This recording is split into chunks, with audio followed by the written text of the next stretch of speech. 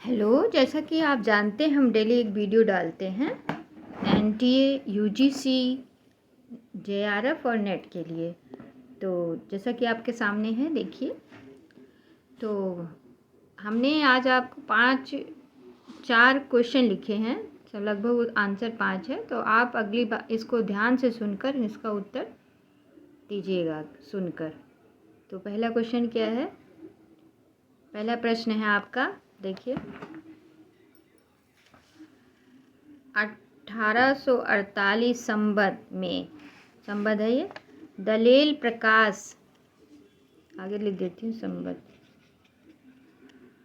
दलेल प्रकाश किसके नाम पर बनाए, मतलब किसके नाम पर ये ग्रंथ बनाए और किस कवि ने? ठीक है, तो क्या है, कवि के नाम लिखने हैं और किसके लिए बना था ये बताना है। दूसरा, टिकराय प्रकाश नामक संबत 1800, देखिए, 49 में बना ग्रंथ किसका है और अलंकार ग्रंथ है या नहीं? ठीक है, क्या अलंकार ग्रंथ है या नहीं, देखिए।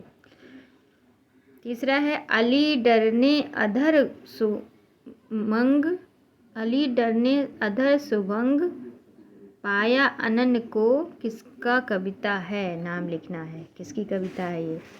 शालीहोत्र और सिंगार शिरोमणि किसका है? तो शालीहोत्र और सिंगारमणि किसका है, देखिए। सिंगारमणि किसका ग्रंथ है? ठीक है, तो आपको आंसर बताना है। तो आज आप सोचिएगा, फिर कल मैं पढ़ाने से पहले इसका आंसर बता दूँगी। तो जैसे आपका दिख रहा है वीडियो, ध्यान से देख लीजिए और फिर मैं आगे पढ़ाना शुरू करती हूँ।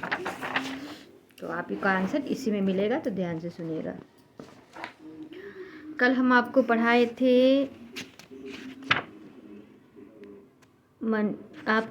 थे कल हम देवकीनंदन, महाराज राम सिंह और भान कवि।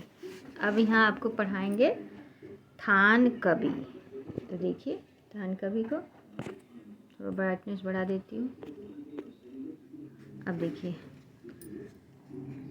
थान कवि ये चंदन बद्दी जन के भांजे थे और डोडिया खेरे जिला रायबरेली, डोडिया खेरे कहाँ है? जिला रायबरेली में रहते थे। इनका पूरा नाम थान राय था। इनके पिता निहाल राय, पितामह महा सिंह और प्रपितामह लाल राय थे। प्रपितामह मतलब पिताजी के दादाजी। इन्होंने संबत 1848 में दलेल प्रकाश नामक एक रीति ग्रंथ चढ़रा बैसवारा के रईस दलेल सिंह के नाम पर बनाया। जैसे कि आपका पहला क्वेश्चन था ये वाला कि दलेल प्रकाश किसके नाम से बना था, तो दलेल प्रकाश मिला था बैसवाड़ा के दलेल सिंह के नाम पर। और फिर दूसरा क्वेश्चन इसमें क्या था, किसने किया? तो थान कवि ने। आंसर मिल गया आपको। अब देखिए, इन्होंने संबत 1848 में दलेल प्रकाश नामक एक रीतगंज चढ़रा बैसारवाड़ा के रईस दलेल सिंह के नाम पर बनाया। इस ग्रंथ में विषयों का कोई क्रम नहीं है। इसमें गुण विचार, रस, भाव, भेद, गुण दोष आदि का कुछ निरूपण और कहीं कहीं अलंकारों के कुछ लक्षण आदि भी दे दिए गए हैं। कहीं राग रागनियों के नाम आए तो इनके भी लक्षण कह दिए। पुराने टीकाकारों की सी गति अंत में चित्र काव्य भी रखे। सारांश यह कि इन्होंने कोई सर्वांगपूर्ण ग्रंथ बनाने के उद्देश्य से इसे नहीं लिखा है। अनेक विषयों में अपनी निपुणता का प्रमाण सा इन्होंने उपस्थित किया है। ये इसमें सफल हुए। यह अवश्य कहना पड़ता है कि जो विषय लिया है उस पर उत्तम कोटि की रचना की है। भाषा में मंजुलता और ललितता, हास्य बड़ों की मधुरता योजना इन्होंने सुंदर की है। यदि अपने ग्रंथ को इन्होंने भानुमति का पिटारा ना बनाया होता और एक ढंग पर चले होते तो इनके बड़े कवियों की ख्याति होती। इनकी रचना के दो नमूने देखिए। रचना देखिए।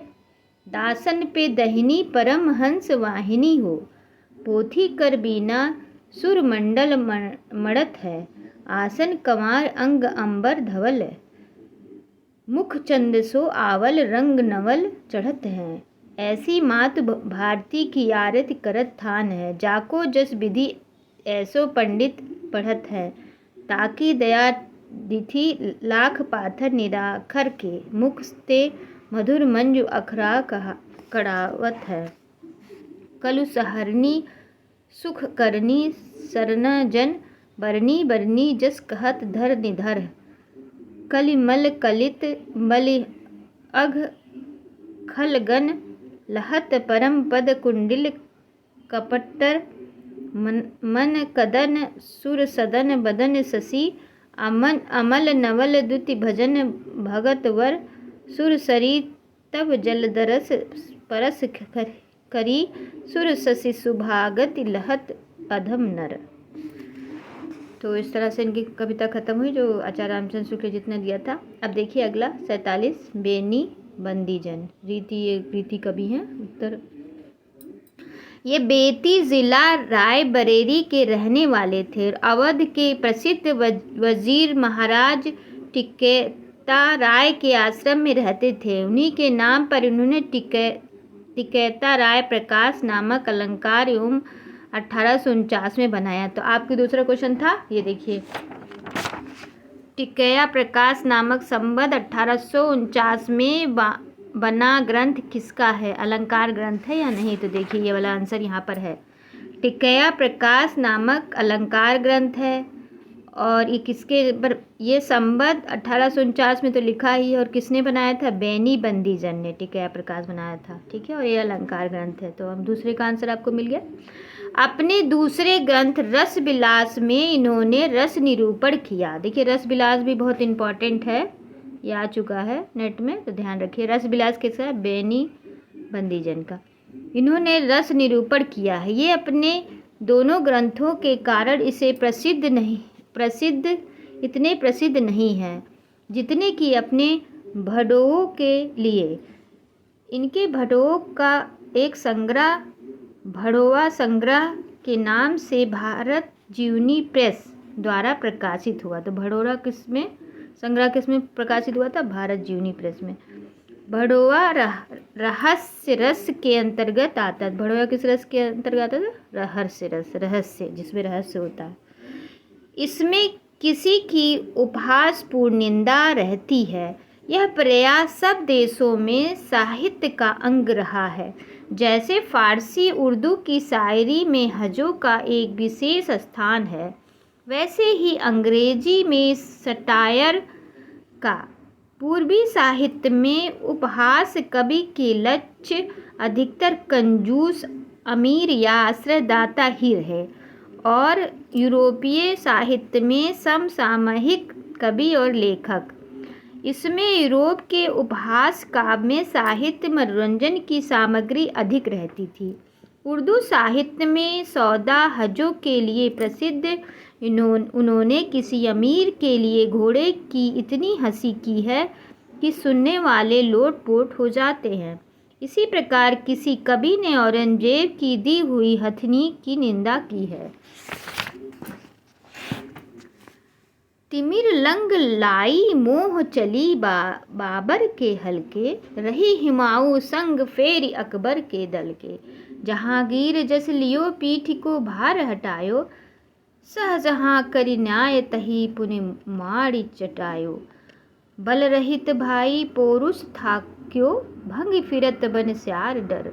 औरंगजेब करनी सोई ले, दीन कविराज कर।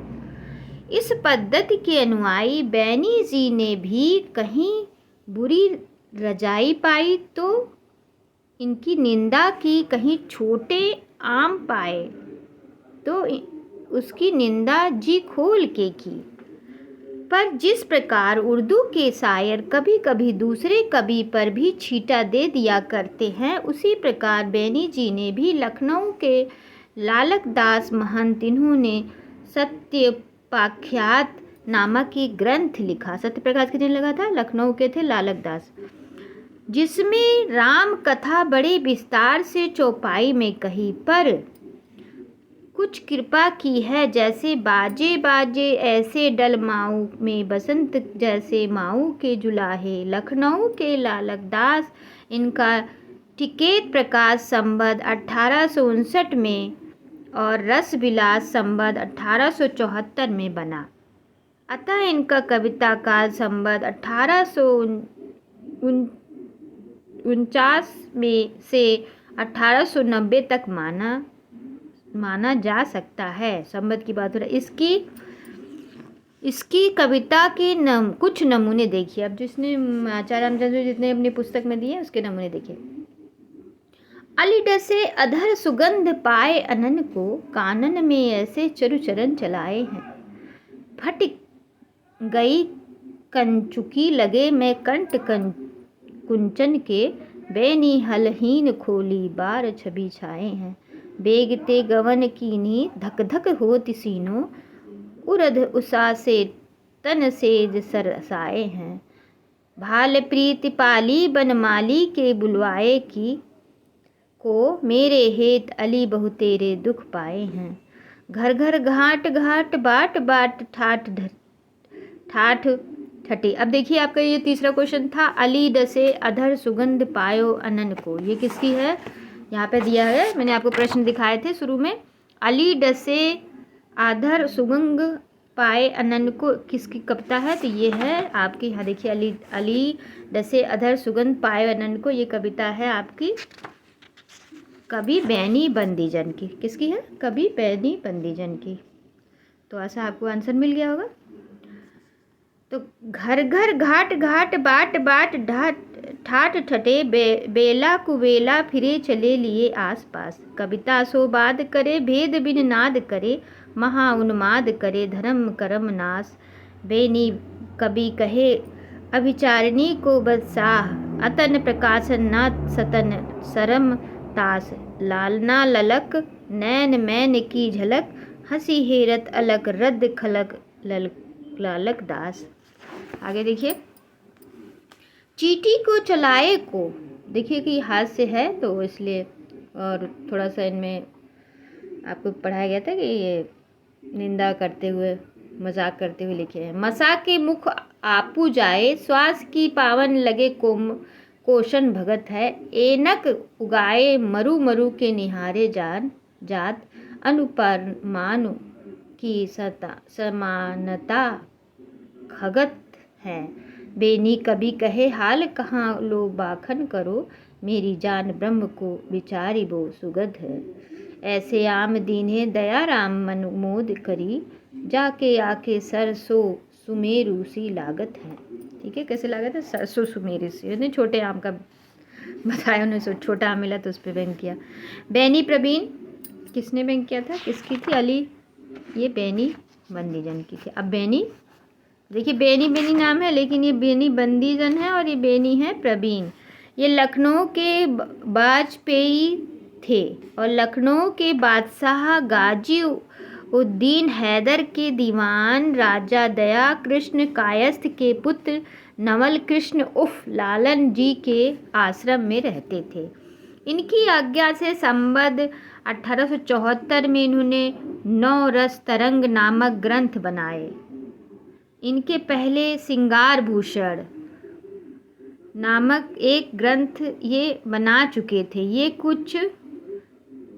कुछ दिन के लिए महाराज नाना राव के पास बिहूर भी गए थे और उनके नाम पर नाना राव प्रकाश नामक अलंकार का एक बड़ा ग्रंथ कवि प्रिय के ढंग पर लिखा था। कौन सा कवि लिखा था? नाना प्रकाश के नाम पर। किसके ढंग पर? कवि प्रिय के ढंग पर। खेद है कि इनका कोई ग्रंथ अब तक प्रकाशित ना हुआ। इनके फुटकल कविता तो इधर उधर बहुत ही कुछ संग्रहित और उद्घृष्ट मिलते हैं। कहते हैं कि बेनी बंदीजन भड़ोवा वाले से इनसे एक बार कुछ वादा हुआ था, जिससे प्रसन्न होकर इन्होंने उन्हें प्रवीण की उपाधि दी थी। पीछे से रुग्ध किसने दी थी? तो बेनी प्रवीण ने उनको दी थी। किसको? बेनी बंदीजन ने, भड़ोवा वाले के से।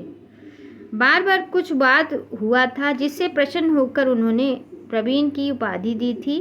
पीछे से रूढ़ होकर ये सपत्नी आबू चले गए और वहीं इनका सरीपात हुआ। इन्हें कोई पुत्र न था। तो इन्होंने, ये जो आपके थे, अब से बताती हूँ, ये जो है बैनी बंदीजन, इन्होंने इनको बात दिया था, लेकिन कुछ बातचीत हुआ तो उससे नाराज़ होकर यहाँ से चले गए थे अपनी पत्नी के साथ, और वहीं पर उनकी मौत हो गई और कोई इनके बच्चे नहीं थे। तो ये बता रहा है सरीपात हुआ। देखिए कहा गया। अब आगे देखिए, इनका 9 रस तरंग बहुत ही मनोहर ग्रंथ है। तो 9 रस तरंग किसका है आ जाए तो ये है बेनी प्रवीण का। ये 9 रस तरंग बहुत इंपॉर्टेंट है, तो देख लीजिए 9 रस तरंग बेनी प्रवीण। इनमें नायिका भेद के उपरांत रस भेद और भाव भेद का संक्षेप में निरूपण हुआ है। उदाहरण और रसों के भी दिए हैं, पर रीतिकाल के रस संबंधित और ग्रंथों की भांति यह श्रृंगार का ही ग्रंथ है। इसमें नायिका भेद के अंतर्गत प्रेम क्रीड़ा की बहुत ही सुंदर कल्पना भरी पड़ी है। भाषा इनकी बहुत साफ सुथरी और चलती है, बहुतों की भाषा की तरह लद्दू नहीं। ऋतुओं के वर्णन भी उद्दीपन की दृष्टि से जहाँ तक रमणीय हो सकते हैं की गए हैं, जिसमें प्रथमानुसार भोग विलास की सामग्री भी बहुत कुछ आ गई है। अभिसारिका आदि कुछ नायकों के वर्णन बड़े ही सरस हैं। ये ब्रज भाषा के मति राम ऐसे कवियों के समकक्ष हैं, और कहीं कहीं तो भाषा और भाव के माधुर्य में पद्माकर तक से टक्कर लेते हैं। जान पड़ता है श्रृंगार के लिए सबैया ये विशेष उपयुक्त समझते थे। कविता के कुछ नमूने उद्घोष किए जाते हैं। उससे पहले आपको मैं ये लिख देती हूँ, 9 रस तरंग। 9 रस तरंग ये मनोहर ग्रंथ है। मनोहर ग्रंथ किसका है तो ये है बेनी प्रवीण। बहुत इंपॉर्टेंट है इसलिए बता देती हूँ, बेनी प्रवीण। 9 रस तरंग बेनी प्रवीण। तो यहाँ तक पढ़े। अब इनकी कविता पढ़िए। तो आपको ये जैसे 9 रस तरंग किसका, बेनी प्रवीण का ध्यान रखिएगा। भोर ही त्यों गए ती तुम्हें यह गोकुल गांव की ग्वालिन गोरी, अधिक रति लो बेनी प्रवीण कहाँ डिग खारी करी बजजोरी। आवे हसी मोहि देखत लालन, भाल में कीन्ही महावर घोरी। एते बड़े ब्रज मंडल में ना मिली काहू मगेहु रचक गोरी।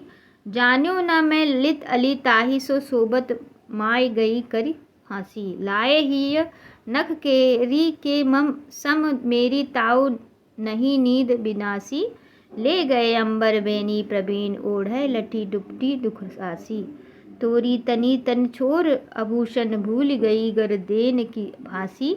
घनसार पटीर मिले मिले नीर चाहे तन लाए न लाए चाहे। लावे न लावे चाहे। ना बुझे बिरहाग्नि छार झरी हूँ चाहे, घन लाग न लावे चाहे। हम तेरी सुनावत बेनी प्रवीण चाहे, मन लावे न लावे चाहे। अब आओ विदेशी में पीतम गेहूँ चाहे, धन लावे न लावे चाहे। कलही के गुथी बाबा की सो मैं जगमोतिन की पहिरी अलिलाल। आई कहाँ ते यह पुखराज की संग एई जामुन टटबाला। नहत उतारी ओ बेनी प्रवीण हंसे सुनी बेनन नैन रसाल। जानत न अंग की बदली सब सो बदली बदली कहे माल। शोभा पाई कुंज भवन जहाँ जहाँ कीन्हो गौन, सरस सुगंध पौन पाई मधुपानी। बीथे बिथरी मुँह का मराल पाए, अली दुशाल साल पाए अनगनी है। रेन पाई चाँदनी फटक सी चटक रूख, सुख पायो पीतम बेनी बेनी धानी। बैन पाई सरिका पढ़न लागी करिका, सो आई अभिसारिका चरु चिंता मनी है। तो इस तरह से अब आगे कल पढ़ाएंगे।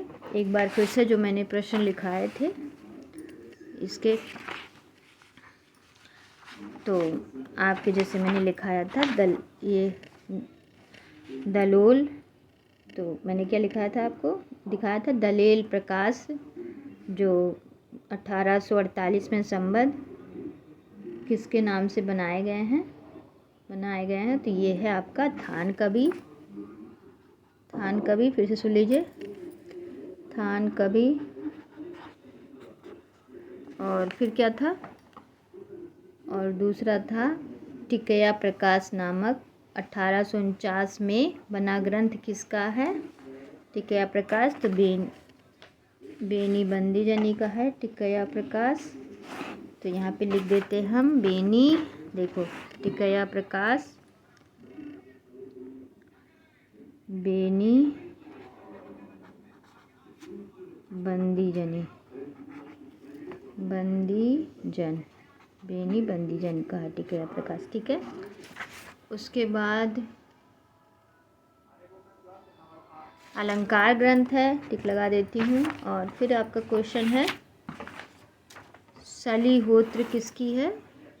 तो सलीहोत्र आपकी शालीहोत्र। तो देखिए अब कुछ क्वेश्चन है, जैसे शालीहोत्र नामक प्रकाश,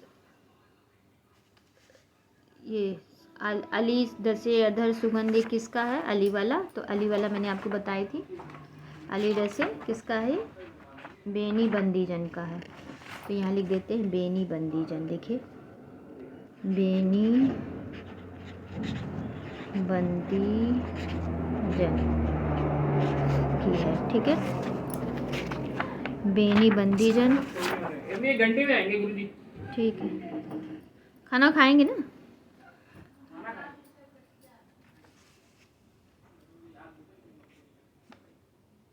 शालीहोत्र श्रृंगार शिरोमणि किसका है, शालीहोत्र श्रृंगारमणि। अब ये क्वेश्चन रह गया, इसका आंसर आपको हम कल बताएंगे। नमस्कार, आशा करती हूँ आप इसे सुनकर लाभ उठाएंगे।